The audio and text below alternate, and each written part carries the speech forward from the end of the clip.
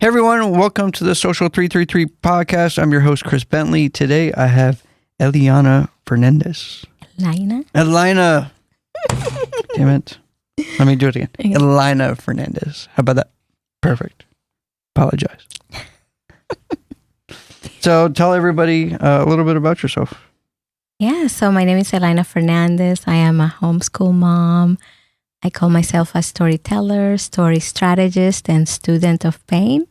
And I'm an author, a speaker, and a coach. You talk a little bit about that. I know your daughter, Elayna. Yes. Yeah, so she does a TED Talk, which I watched before the show, which was really, really cool.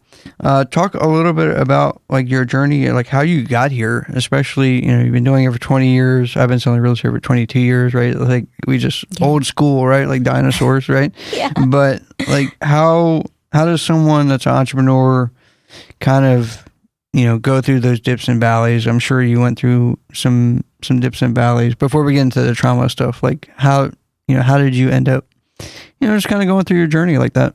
Absolutely. Well, thank you for asking that. And yes, I started my business when we had yellow pages. So I know that.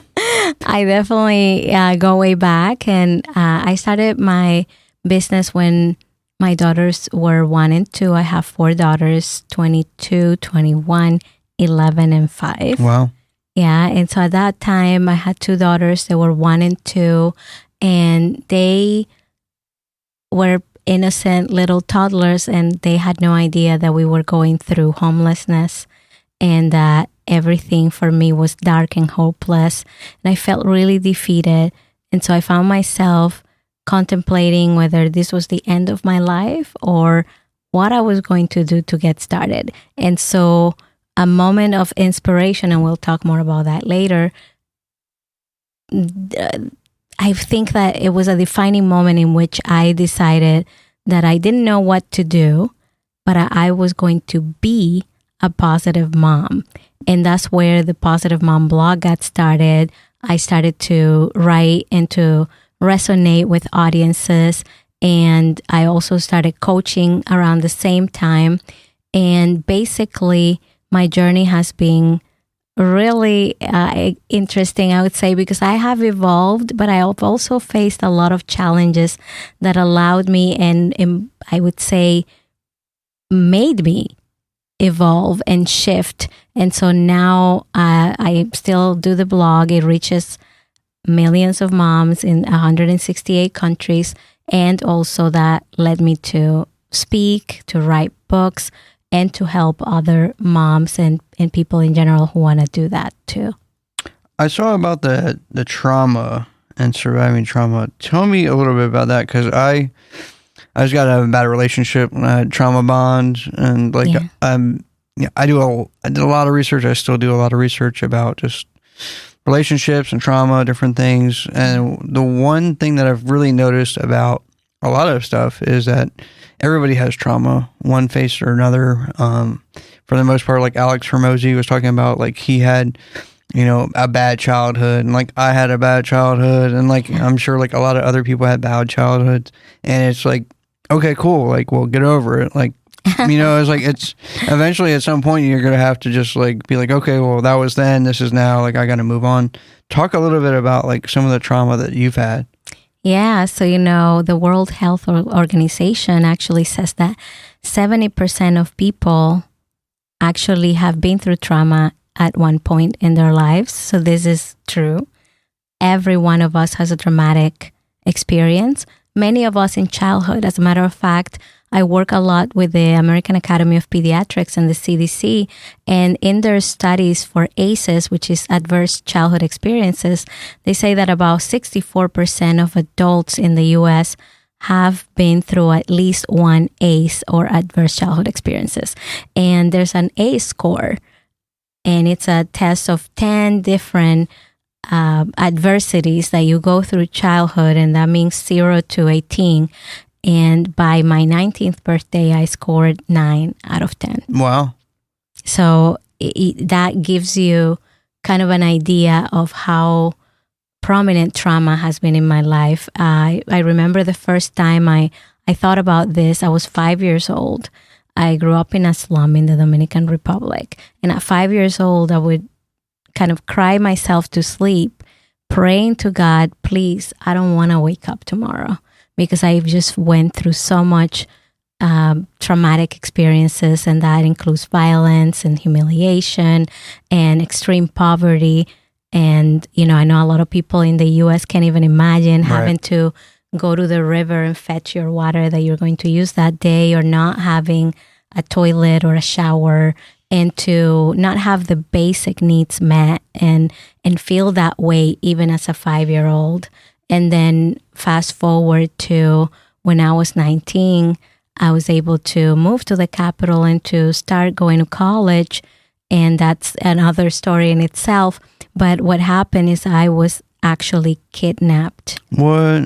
Yeah. Wow. I boarded a transportation car, or that's what I thought anyway. He was pretending to be, it's like a maybe ride share meets bus type of situation in the Dominican Republic. And after that experience in which I was brutally assaulted and beaten with a baseball bat and absolutely humiliated and raped, I was able to escape that. And then 6 months later, after he was being prosecuted and I went through a very humiliating trial, re-traumatizing trial, then 6 months later, I get in a car with my friend, her boyfriend, my brother and I are in the back seat. One of those big motorcycles gets in front of the car. It swerves. The driver tries to get a hold of the car. We do 3 flips. What? Everyone is kind of flown out of the car. The car falls on top of me. Wow. And I am then removed from underneath the car, taken to the nearest ER, and they declare me dead on arrival. Yeah. Wow. So after that, my brother is my inspiration. So he begged everyone. So please leave me alone. Like, I'm okay. Pay attention to my sister. They revived me through CPR and electrical cardioversion. Wow. Then I'm in a coma for 8 days. Wow. So that was the beginning of my life. And so even though you can think like, oh yeah, that's trauma, there are big T traumas, which is what I'm talking about. And then there are little T traumas, which we do the 3 Ds, the deadly Ds. I call them dismiss, downplay, and deny.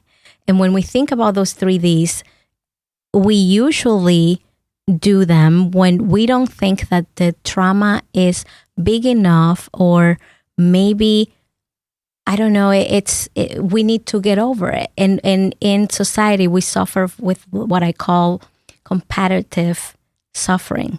And with this comparative suffering, I would say, well, you know what, Chris, that's nothing compared to what I went through. Or you would say to me, well, that's nothing compared to what I went through. And we would go back and forth invalidating our feelings, when every single time we go through something, it's really valid for us. Mm-hmm. And so we need to understand that no matter what we've been through, all of us have been through pain. As a matter of fact, I always say pain is the common thread of humanity. Yeah, I've spoken to so many different people, read so many different Reddit blogs. I have a therapist, like I've talked to her about it. I've talked to just a lot of different people. I got into spirituality because my girlfriend was into spirituality, so like I'm very deep into that.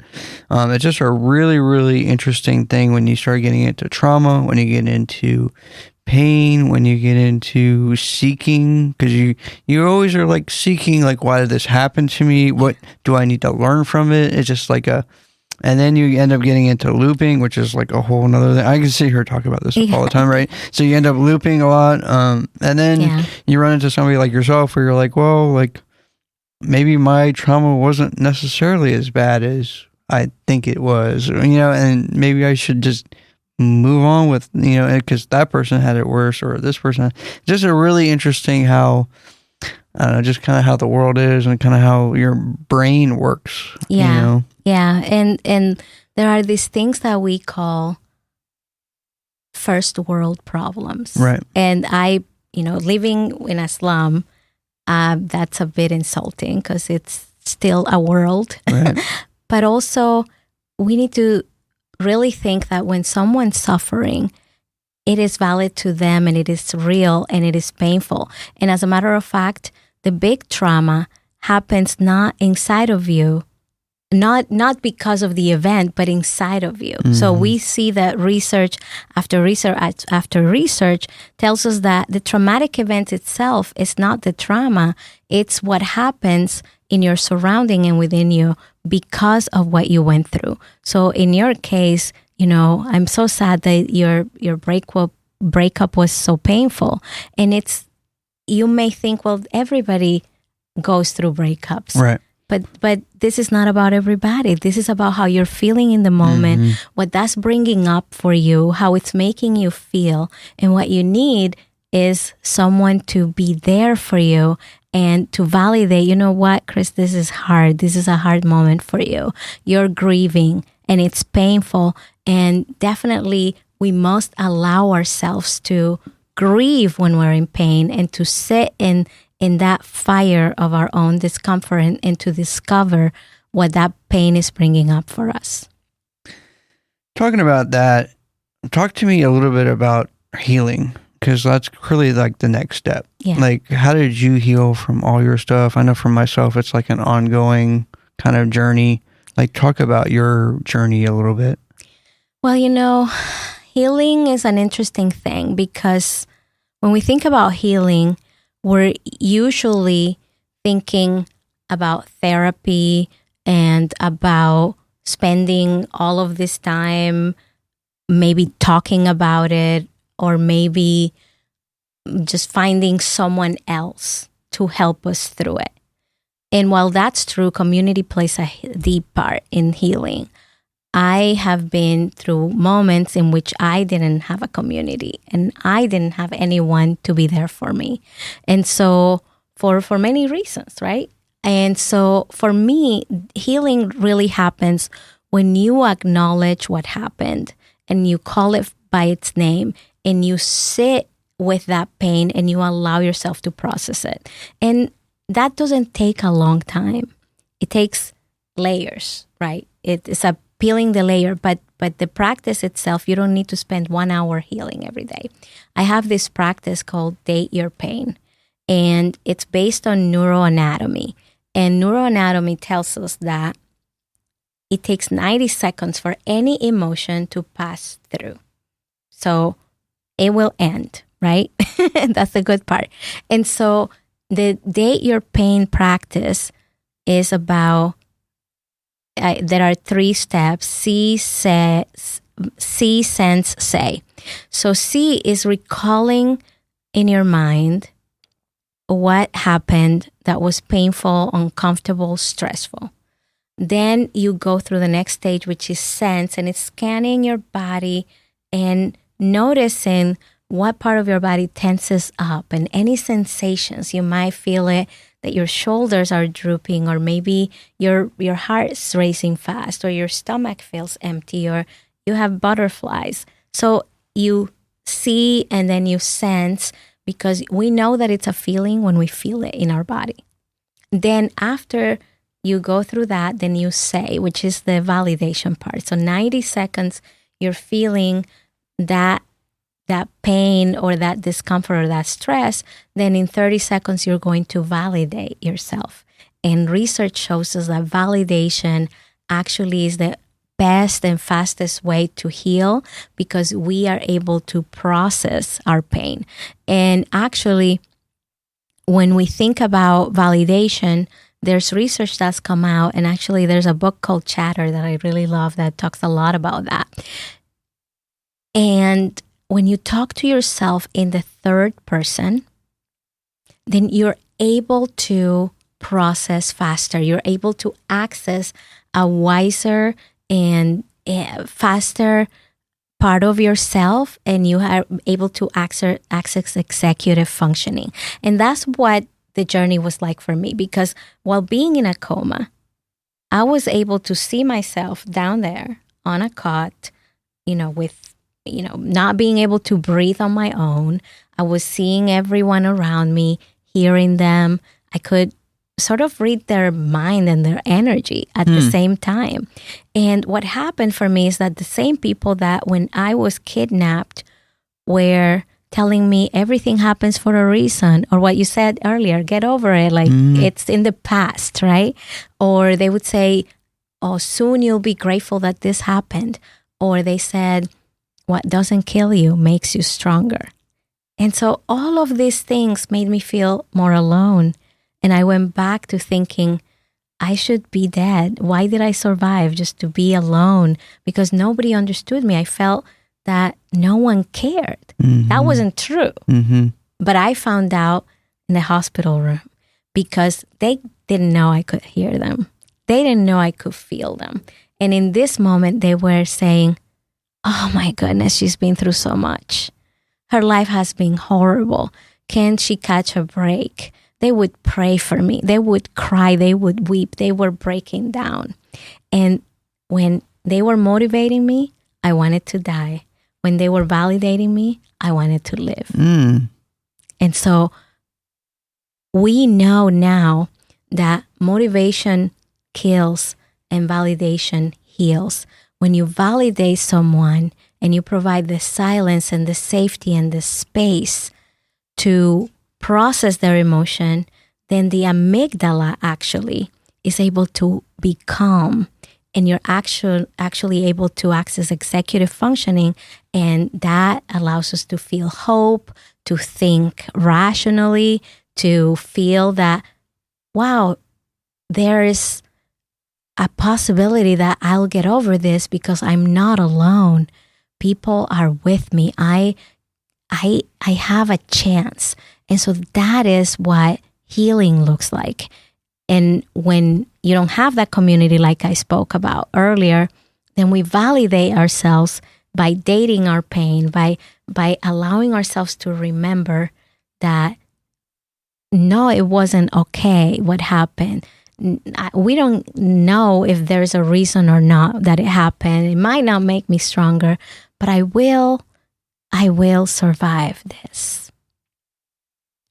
What I've come up with, and I don't know if we can just kind of relate on it, but yeah, so like I'll have kind of the same, I'll run into a situation where I'll have these feelings or thoughts, kind of similar to what you were saying, where like, I get down on myself. I'll say some bad things to myself. I'll think that nobody cares. I'll think that life is ending, and then I don't. And then I go out and I go see somebody or go do a networking event or I don't know, do a podcast, right? Like I just see like my effect and my energy on other people, and then I'm like, oh, like what was I even thinking about? Like there's just so many other people that I don't know, like enjoy my company, but yet 5 minutes ago, like I didn't want to be here anymore. Yeah. And it's just a wild when you get stuck in just kind of a loop. Yeah. And you go over and over and over again. And then when you come out, exactly what you're talking about, where people like validate you versus like just motivating. And I think a lot of the stuff that they were telling you wasn't just telling you that stuff, but trying to manipulate your mind to change a lot of stuff in your mind. Yeah. Yeah, absolutely. And I love that you said that, because it's true that we are agents in our own life. And so we feel that discomfort. And yet, if we're able to validate ourselves and say, oh, I'm having a bad day today, or I'm having a bad moment right now, and say, and I choose to go out there and make a difference and do my work or parent my children. And so that comes with, of course, I would say exercising that muscle. Mm-hmm. With practice, it gets easier. And in some moments, we definitely need to ask for help. And I have done it myself, in which I have chatted with people from crisis lines. Wow. And say, I keep thinking about this and I need help.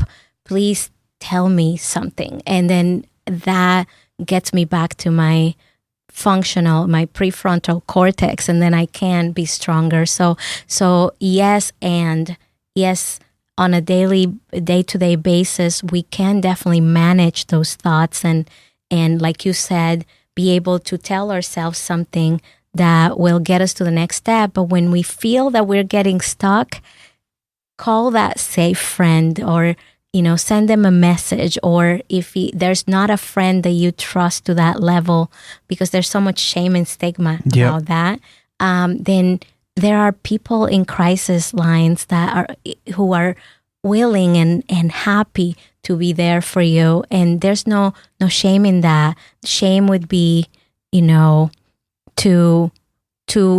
continue to think that you're alone. Or hurt yourself. Yes, absolutely. Right. Yeah. The thing that really helped me, and I think this may help somebody else as well, is that I would have an idea, and then I would go to ChatGPT. I know that sounds like really weird, and AI and all that stuff. But before, we didn't have, when I grew up, I didn't have the internet. And then when I did have the internet, it was like for AOL, for emailing, and people didn't really email back then, or play chess or Dungeons and Dragons, right? Because you're a dork like me or whatever, right? But that's what I had. And then you had CDs and stuff you put it in. But, or floppy drives. Floppy disks. Right. Oh my goodness, yes.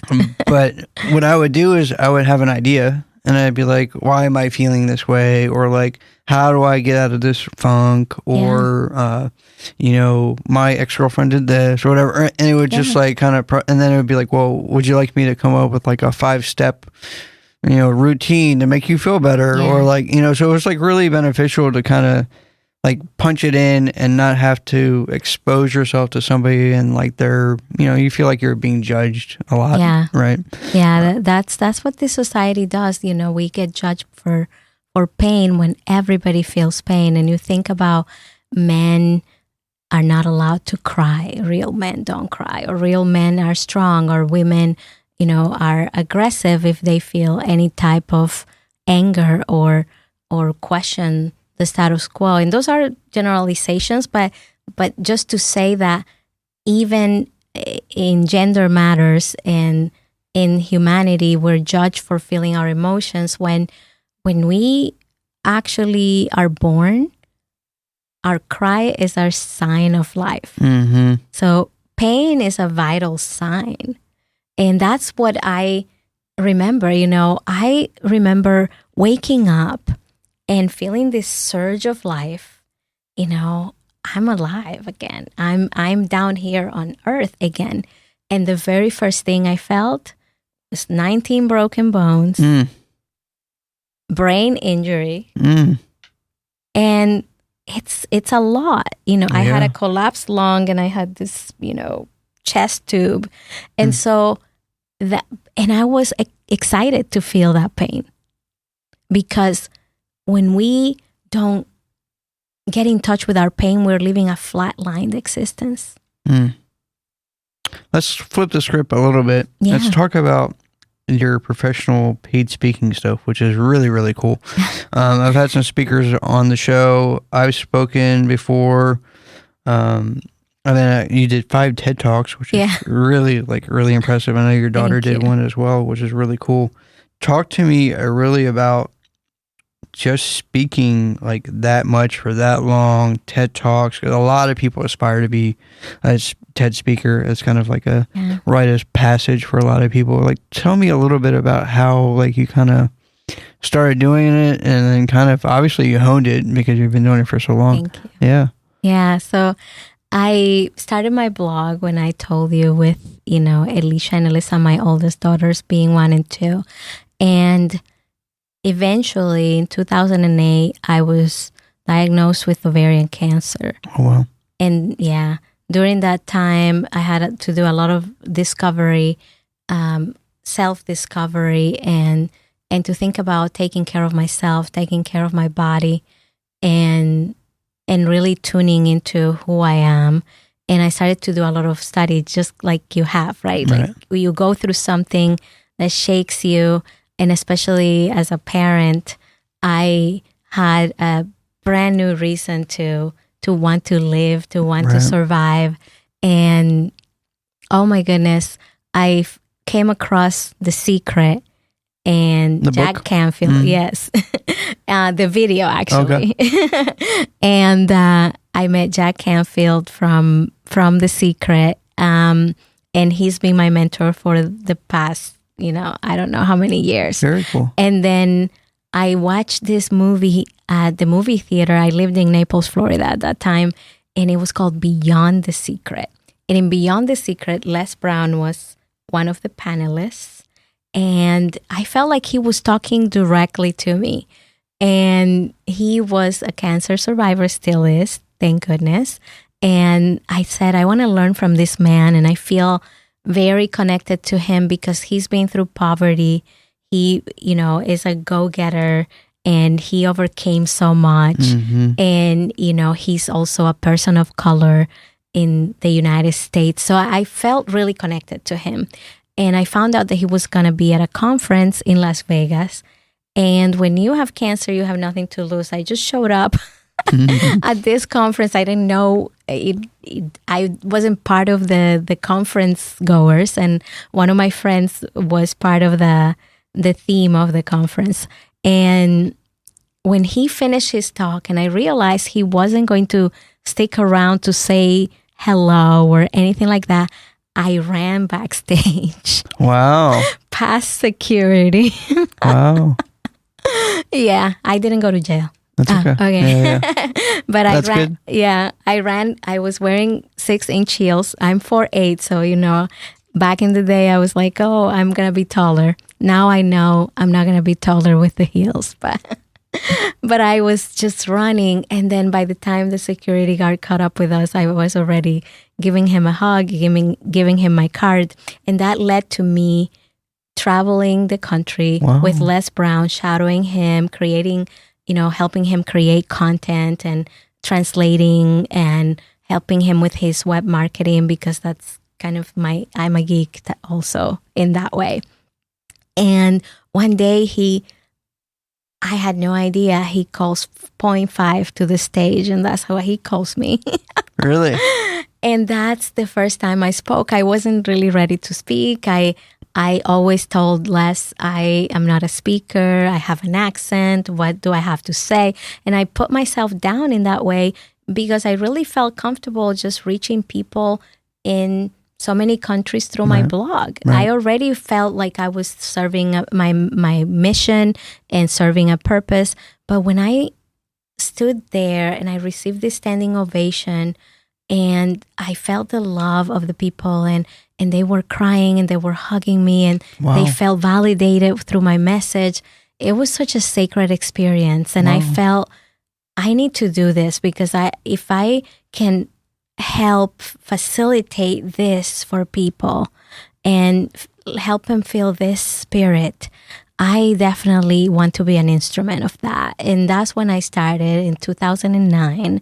And I have never stopped, because I feel that as long as I live, it is my responsibility to continue to spread this message and to share what I have learned through my trauma on earth, but also through my experience in the afterlife, and all of the different pieces of my story that make me who I am today, that have a universal nugget for all the people that I come in contact with. So I want to thank you for giving me a platform, because this is really what I love to do. Awesome. Yeah. Do you do any training, anything like that as well? Yeah. Okay. Yeah. I discovered that I've been doing this for 20 years. And if we go back to the slum, I've been doing it all my life, really. Storytelling and really communicating messages that are transformational. So I created a community and an academy called Transformational Storytellers, where I teach and guide people who I call heart-centered and heart impact-centered leaders to turn their story, their painful moments, into transformational messages that can invite others to 3 things that are pillars in my life: break cycles, find peace, and feel whole. And I always believe that when we transform our pain, we stop transmitting it, and then we transcend it so that together we can thrive. I saw that you got the Presidential Lifetime Achievement Award. Yeah. How cool is that? That was incredible. You know, I got many chances at life from many different experiences. And so I knew, and I've always known, that I'm here to serve. And so the Presidential Lifetime Achievement Award is provided or awarded because of service.